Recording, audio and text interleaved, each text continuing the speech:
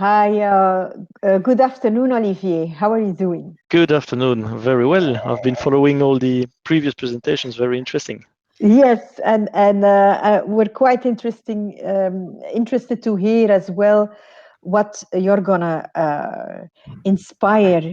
You're gonna inspire us with tangible solutions. So I'm really eager to understand what you're gonna surprise us with.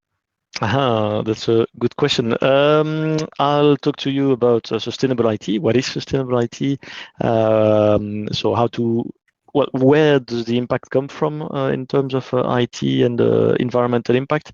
How we can reduce it? Also a bit Yeah, of a view on the social impacts, etc. yeah. So I'll try to And maybe explain do all a that. quick recap because how do you end up with Belgium sustainability? Yeah, I'll explain all quickly. that in my Okay, presentation. that's great. You go ahead. Let me share the right screen. Hopefully that There should be it is. it.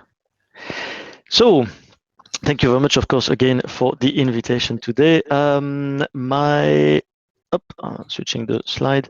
So I'm Olivier Vergeynst, as you know. I've been an IT director for more than 20 years, actually, with Euroclear and Genico.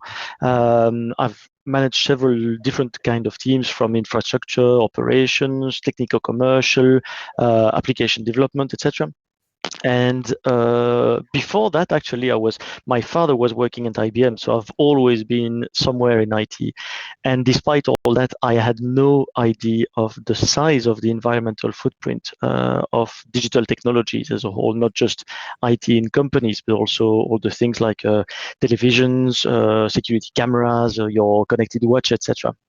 Um, and so when I discovered all that, I kind of fell off my chair, decided to leave my job as an employee.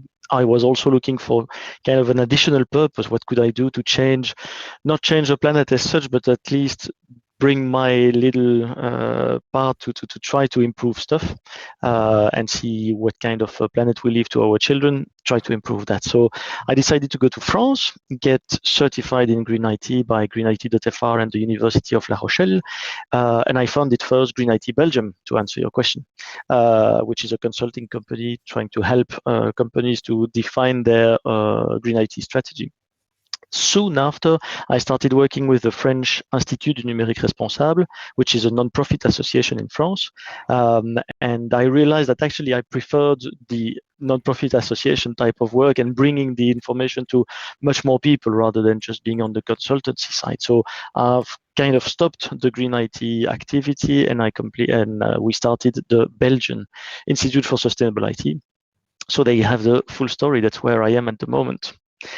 Now, why and what is sustainable IT? Sustainable IT is translating the three Ps from sustainable development, so people, planet, prosperity, into IT world, IT words, and IT actions. So the first one is about green IT. That's about reducing the footprint of digital technology itself. We'll see what it is in more details. IT for Green is about using the technology to reduce our footprint in other domains, can be through several things, like, for example, managing buildings in an automated manner, like the lighting, the heating, the air conditioning, so that it decreases the total footprint of the building. It could be like using drones to survey the fields and require less water, less chemicals, etc.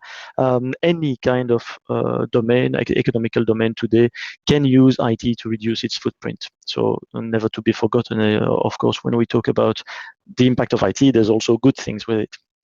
And then there's all the human side of it. So working conditions in the mines where we extract the minerals that are needed the metals that are needed to manufacture our equipment. The working conditions in the factories where they manufacture our equipment. And then there's all the things like, for example, accessibility. Uh, for example, I know a lawyer. He's blind, and he's been able to do all his studies and now work on contracts and stuff like that, and also go to the tribunal, um, thanks to technologies that help him not see, of course, but do the equivalent and be able to read contracts and modify them, etc. So it's all about these human aspect. Also, a last one to give an example, how to develop an artificial intelligence that is trustworthy. How to use our data with data privacy. All the ethical aspects about using technologies are included in there. And so when you bring everything together like that, you add a purpose to the traditional work of IT people, IT professionals, and many IT professionals are now starting to look for that additional type of purpose, and especially for new generations, young generations, they do not consider working for a company anymore if the company is not willing to really engage for society, for ecology, etc. So more and more for companies to be able to recruit the right people, having sustainable IT at the heart of the IT strategy is the way to recruit the right engineers, etc. Not to mention to retain the people like me, for example, who left the job because they wanted to find an additional purpose. If I had known that I could change a company from the inside, maybe I would have stayed.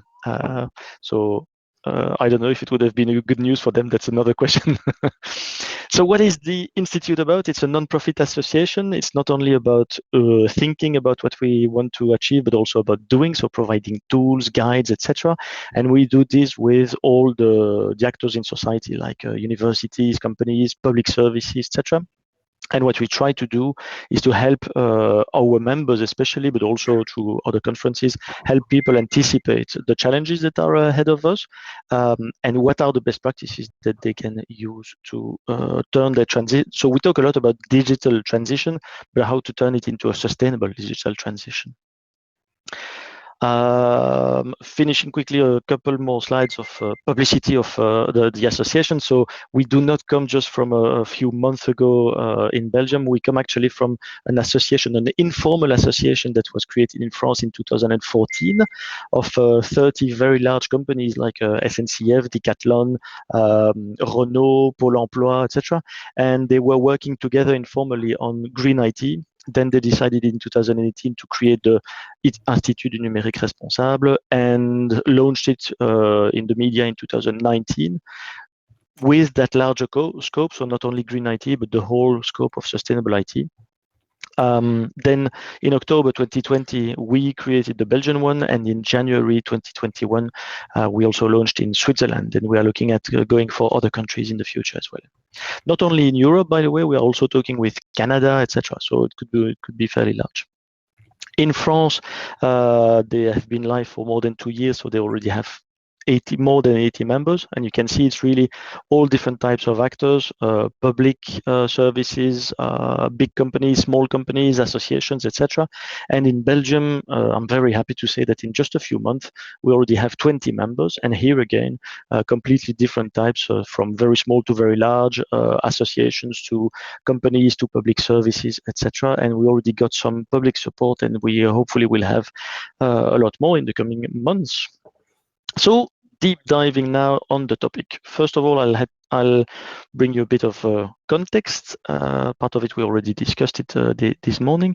So if we take different studies about the footprint of each and every one of us in countries like France, Belgium, etc., these different studies will give roughly between 10, 12, 15 tons. So I take the study of the ADEME in France. It says 12 tons of CO2 emissions or greenhouse gas emissions per year per person. Of these, if we look only at transport, you will see that roughly 3 tons are due to 3 tons of greenhouse gas emissions are due to transport. And you can see there that, for example, for manufacturing a car, the car that we use, if you split that impact on the years that you use the car, it will take 400 kilo for the manufacturing of the car, 1.5 tons for using your car, 500 kilos for the planes, etc.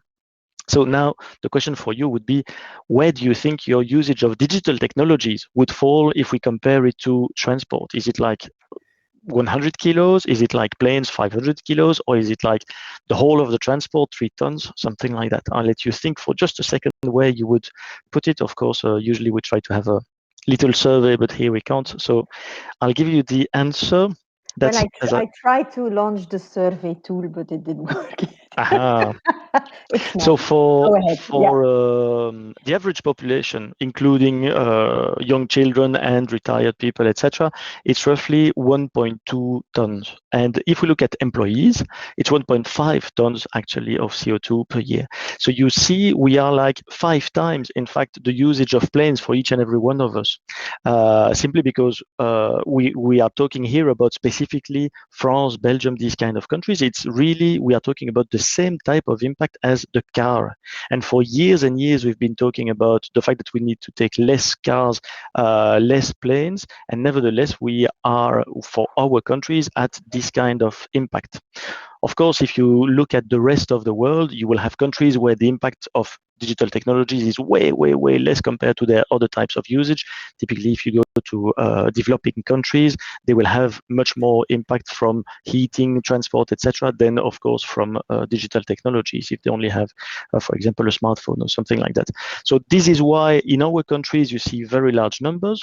If you look at the world, the world average, actually, we are roughly at 5% today. We were at 4% last year. So we are on the green curve that you can see here.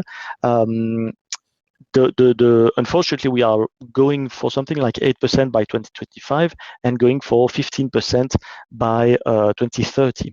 And our goal with sustainable IT is to remain on the sobriety path, so remain somewhere at 5% of man-made emissions. But you see that the current growth rate of the greenhouse gas emissions linked to digital technologies is really, really high, and much higher, in fact, in terms of growth than most other types of domains.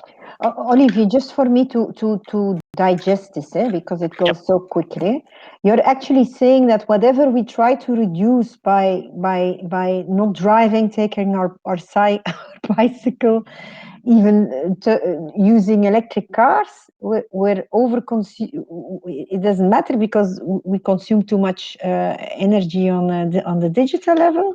It's I'm not trying that to. it does not matter. They all add up. So we need to work on all the potential areas that we have. And when you see something like this, where you see such a big proportion compared to the 12 tons, it's something that you cannot neglect. You must work on cars, you must work on energy, you must work on food, etc., etc., and you must work also on digital technology usage. It's a lot. It's often forgotten. If Yep, I look at, completely. if I see at measurements, at statistic, they never talk about this. Yeah. Nope. No, of course not. And this one is not very recent, 2015, 2016. So that's already a while ago that they made that study. So it's only coming out now for our country. But France is more advanced in terms of sharing that kind of information. It's already something which is in the hands of the government. The French government contributes a lot with the French Institut Numérique Responsable because they realize that there is such a massive impact, and that for companies, there is a big impact to reduce. B, there is really a potential, a business gain potential for creating new services that are more ecological friendly. We'll see that in the next slides. Yeah. So I'll take a couple of examples just to give rough ideas. I'll go first for the VRT website. This tool, the Eco Index, allows to measure a page, any page that you want. It's of course on a site like the VRT website, the footprint will be different every day depending on the size of the pictures, etc. But what this one gives is, first, it gives a rating between A and G, a bit like when you buy a fridge or something like that. It's A++. It gives a rating for the website, and then different information like the greenhouse gas emissions, complexity of the page, bandwidth, etc. And if we look at that particular page, we see that for using it on average, so taking into account the laptop or the smartphone of the user who goes on that page, and the network, etc., it's 2 grams 59 just to look at that homepage. That's not a lot. It's just like something like 20 meters in a car or something. But the thing is that VRT has got 18 million, or when I did the measurement, at least they have 18 million views per month. When you multiply one by the other, you reach suddenly 47 tons of CO2. Remember that 1 ton of CO2 is a return flight to New York for one person. So it's not small numbers. Suddenly, when you look at that as a car, it means that every day, just for the homepage, you haven't seen a single article yet. Every day, just for watching that homepage, in total in Belgium, we emit 12,000, the equivalent of 12,000 kilometers by car. Okay, of course, that's a rough comparison, right? So that we can see the impact of a simple web page. Now, the thing is that we can reduce that. If we take Le Monde, for example, when I took that measurement, they had 2 grams 16 of CO2, so a bit less. But they have much more viewers, 140 million instead of 18. In their case, it's the equivalent of 80,000 kilometers per day. Now, if the VRT had the same 2 grams 16 of CO2 for their homepage, they would optimize per month 7 tons of CO2 compared to what they have today. That's the equivalent of saving 2,000 kilometers per day, again, just for the homepage. You see? So just by doing IT differently, we can truly have an impact. Now, that's just for the websites, but the thing is that actually it's not limited to websites. So what you see on this slide is that we've got, you probably know that for an IT system, we look at it in 3 tiers: the user equipment, so your laptop, your smartphone, etc., the network connecting us to data centers with all the servers, etc., holding our data and processing our data. And for each of them, they will have different types of impact: an impact in terms of energy usage, greenhouse gas emissions, water consumption, electricity, of course, to run these equipment, and then abiotic resources. Sorry, I what let you guess. is that? ADP, abiotic resources. So that's all the type of natural resources that we use which are not fossil fuels, Okay, roughly. thank you. So if you look at these 3, which one do you think is the biggest source of impact? Is it data centers, is it network, or is it user equipment?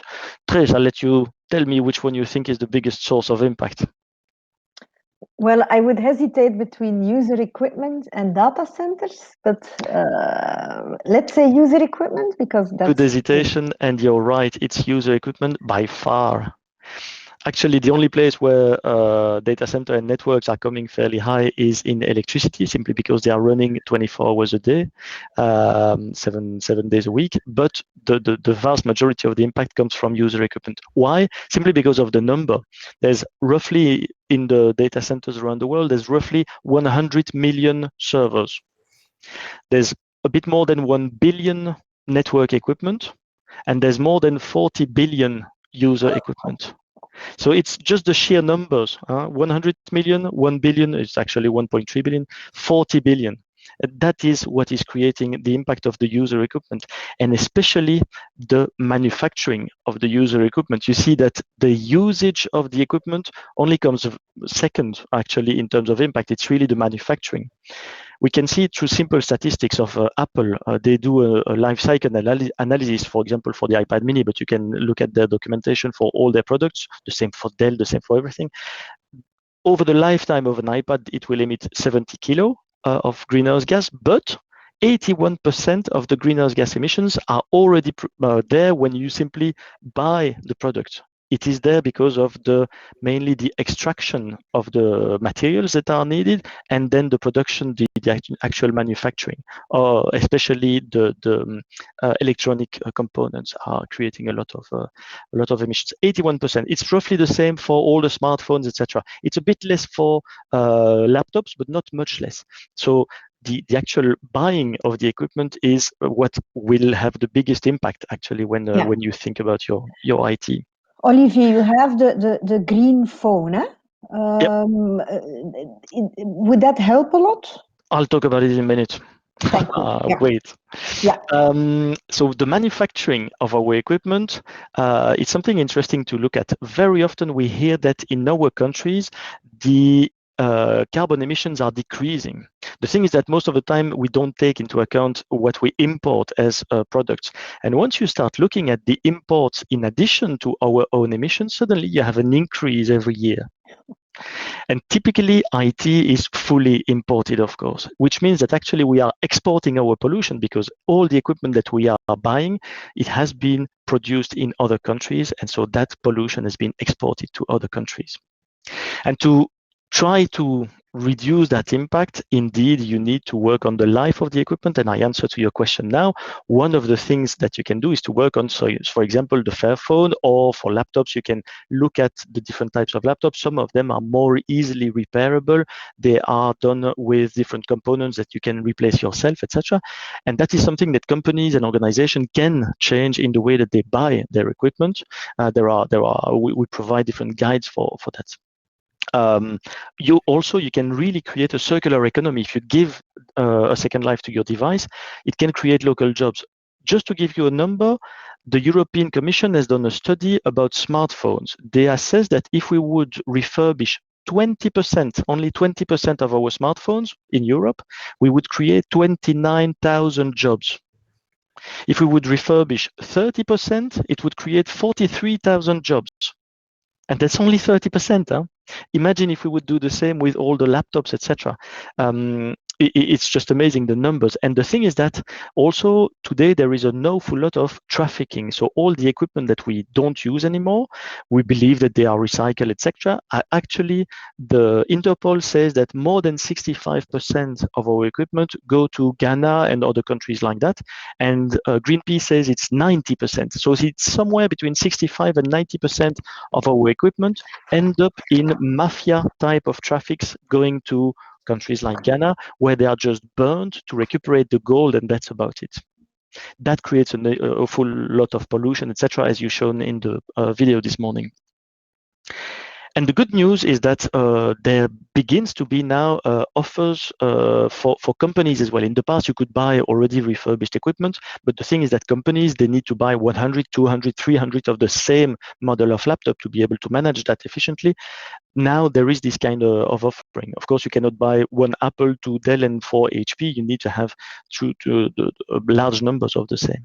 And that actually is a question of mindset. We are used to buying second-hand cars. We need to become used to buying second-hand equipment that is properly refurbished with the proper warranties. Now, beyond the equipment, the biggest impact of our usage actually is video. And you see the 60% is linked to online video like Netflix, YouTube, etc. And then 20% is the type of video like we are having today. And the remaining 20% is all the emails that you're sending, the documents on which you're working, etc. Video, massive impact. The only way to reduce that impact is to, well, first of all, potentially watch less videos. And if you need to watch a video, to use a lower definition, because it's the definition that will create the quantity of data that you're transferring, and that is where the impact lies. So if you can take a lower definition, and typically media companies should by default provide a low definition and force their users to choose if they really want to go for a higher definition, but try to avoid having HD or full HD as the default would be really a good option for media companies. So as a reminder, just video only, that's 306 million tons of CO2 emitted in 2018, and it continues to increase. And as I already said, 1 ton of CO2 is a return flight to New York. Yeah. Olivier, a question I'm having, because with the 5G coming up, because this is really my line of business, with the 5G coming up, enormous possibilities on connectivity and Yep. consummation of media on a network that will allow it. It means, high resolution will be very important there. That's one of the problems. Deploying the 5G today, if you look at the 4G, the biggest chunk of the bandwidth, 80% of the bandwidth, is used by video. So for end users, the biggest impact of having the 5G will be to be able to use more videos of higher definition again, and so creating a rebound effect there very clearly. The other impact of the 5G is to favor the deployment of Internet of Things, connected objects. And again, it means manufacturing more objects, so having a much bigger impact again due to the 5G. Using the 5G for economical purposes, like specifically in some factories, for example, or in airports or stuff like that, completely makes sense from an economical development point of view. But if you look at the 5G for end users like you and me, unfortunately, it's a complete mistake. In China, the biggest usage of the 5G is for face recognition. So it's really for not very friendly type of activity. That's also the kind of things that we don't talk about in our countries.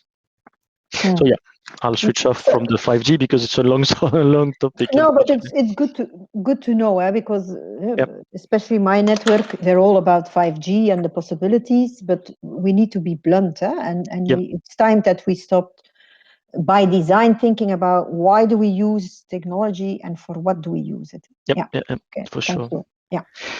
So for companies, if they want to look at reducing the impact of their application, their websites, etc., we provide different ways of doing it. I like writing efficient code. Just the picture that you see there, I find that interesting. The whole size of the code that was in the Apollo module and the LEM to go to the moon, that was 70 kilobytes. That's the equivalent of one email today without any attachment. We've just become completely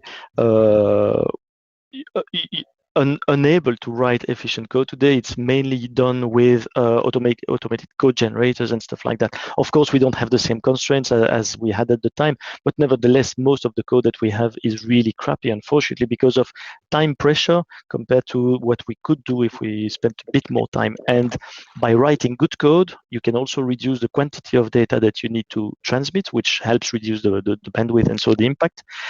And also, you can really divide the number of servers that you need to support the same number of users. The extreme example that I show here, LinkedIn, if you look at it with the same number of users, they've been able to divide by 112 the number of servers that they require.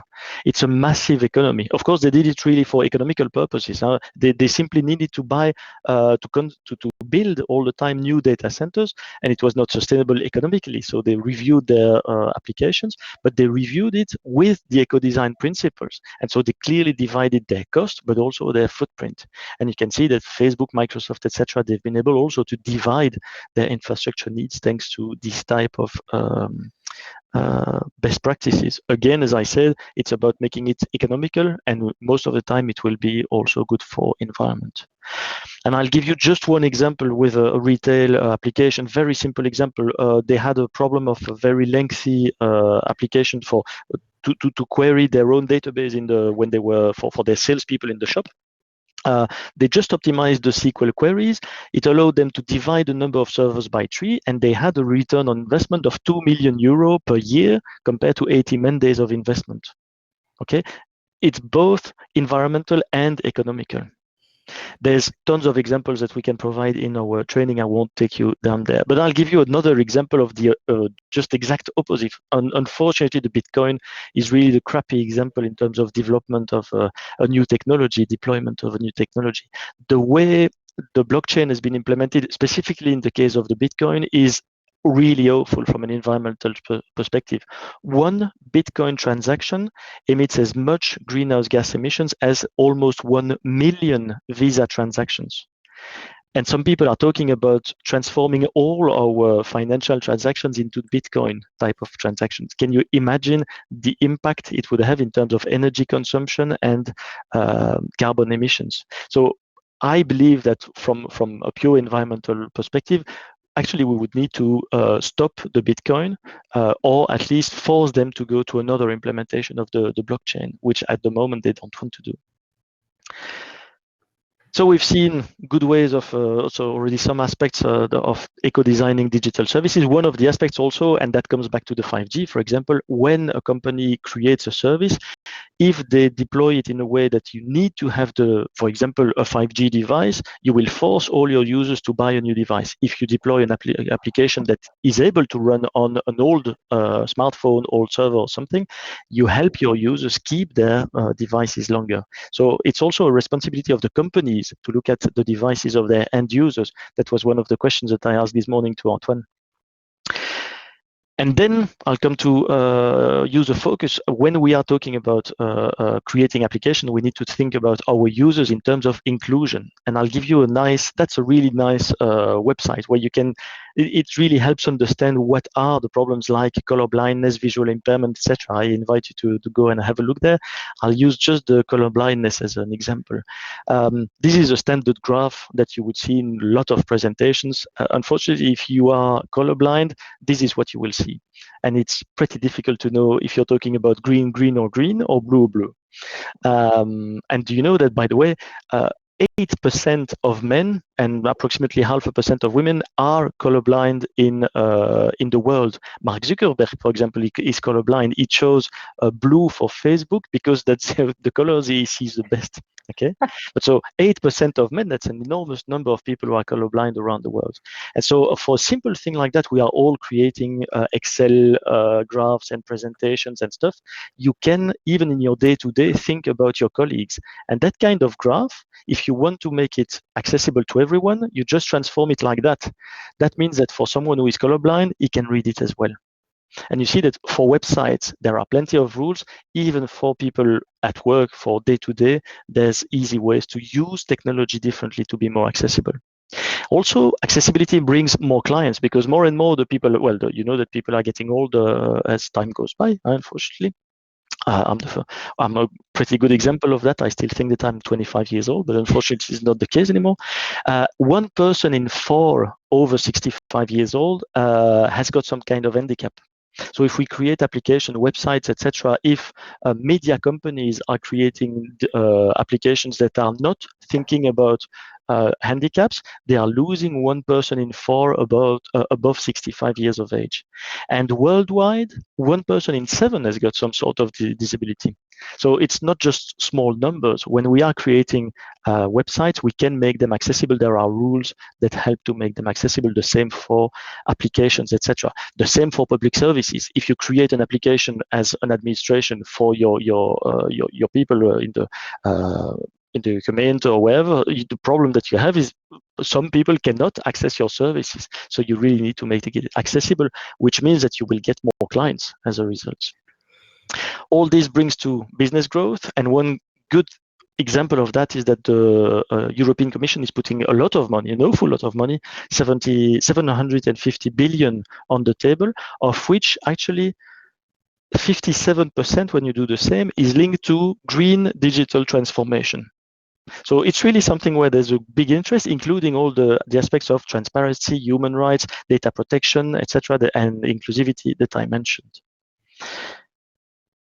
Almost done. If your company is using the Sustainable Development Goals as kind of the guideline for the CSR strategy, the green IT and the sustainable IT helps to work on 9 of the 17 goals. So it means that you can really translate 9 goals into explicit actions within the team. So objectives for the teams. It's not just about having nice words at company level and you put that in a nice report. No, you can really translate that into objectives for the different IT teams. So would you say that you should adopt sustainable IT? I would say yes, definitely. To finish, I'll give you just 3 tips that work at home and at work as well. The first one, you already understood: buy less equipment, buy refurbished if you can, keep as long as you need them, don't change for the last one, and then if you don't need them anymore, give them a second life. And of course, still recycle, but only as a last resort. The second one is reduce the video streaming. I already mentioned it. Take the lowest definition that is good, that is still sufficient for you. Most of the time, you will not need to have full HD or 4K, especially if you're looking, I don't know, at a series or the news or something like that. If you can take a lower definition and try to avoid 3G, 4G, and 5G in the future. A Wi-Fi connection consumes 3 times less energy than a 4G connection. So even if you want to look at a Netflix series in the train, you can download it from home before leaving, so you have it on your smartphone, and then you watch it in the train. It has less impact. And then the last one, maybe you heard in the past years that you should delete your email to save the planet. Unfortunately, it will not save it. And there's something which is even better than deleting all the emails. It's sending less emails, actually. Reduce the number of recipients, avoid images as much as you can, and especially do not send files in emails if you can avoid them. Use a platform like WeTransfer or something like that. It reduces a lot the impact of your emails. And that's it for me. Don't hesitate to follow us on LinkedIn, especially. That's where we are publishing most of the information. Olivier, I cannot get enough, because I see all those young people. They are in a queue protesting for climate change, and on the same time on 4G watching videos. How does education play a role? Because you went to France to study. Is that something you can study in Belgium? No. So now we start providing information like that. Some universities actually no, it's only some teachers in some universities are adding a couple of hours or days on these kind of topics in their courses, but there's nothing mandatory today to teach that to young developers or IT professionals, etc. But it's not limited to IT professionals.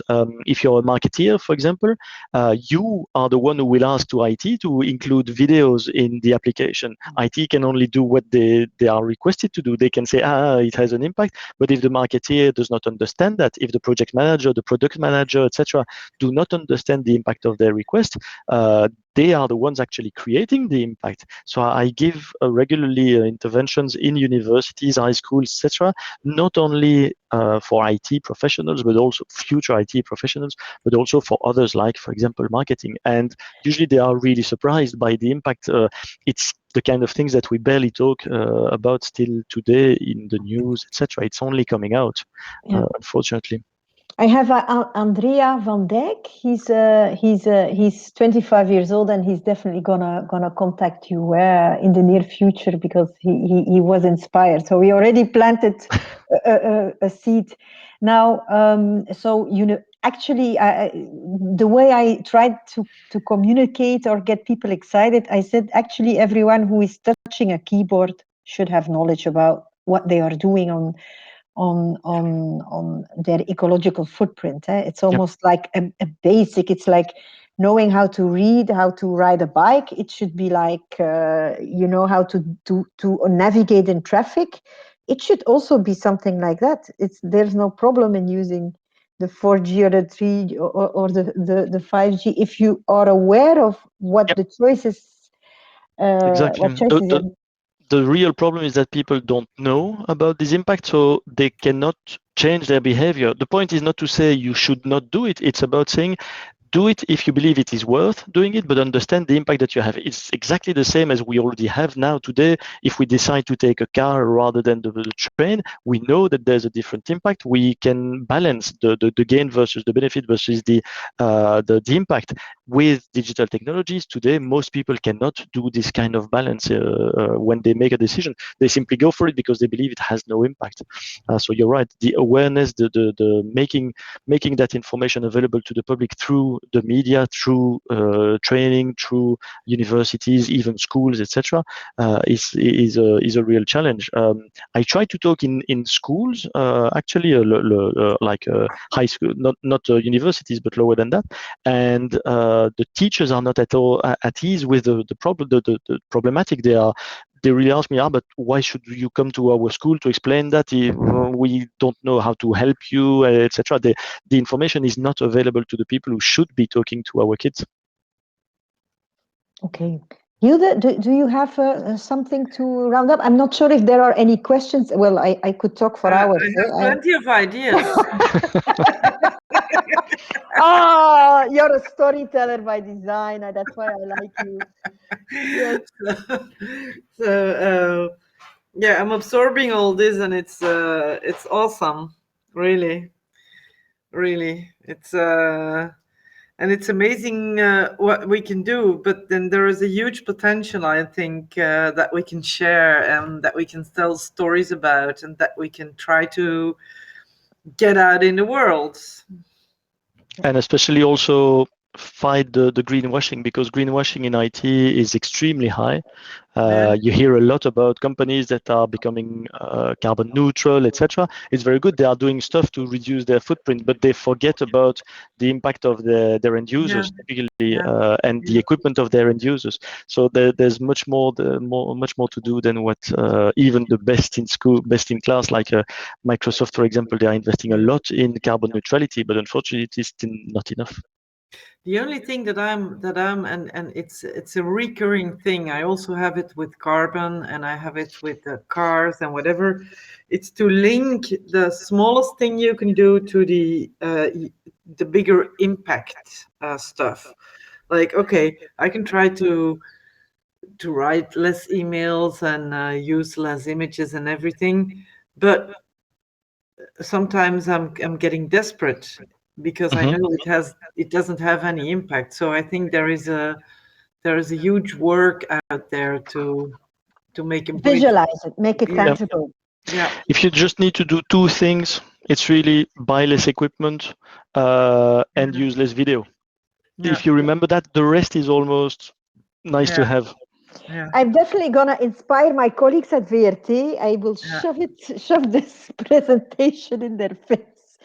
And at least as a public broadcaster, you should have the responsibility to lead by example. Huh? But we're still not there yet, and everyone is driving digital. And also, I think the government needs to know what's happening on I that think that end. was the second. How do you hear?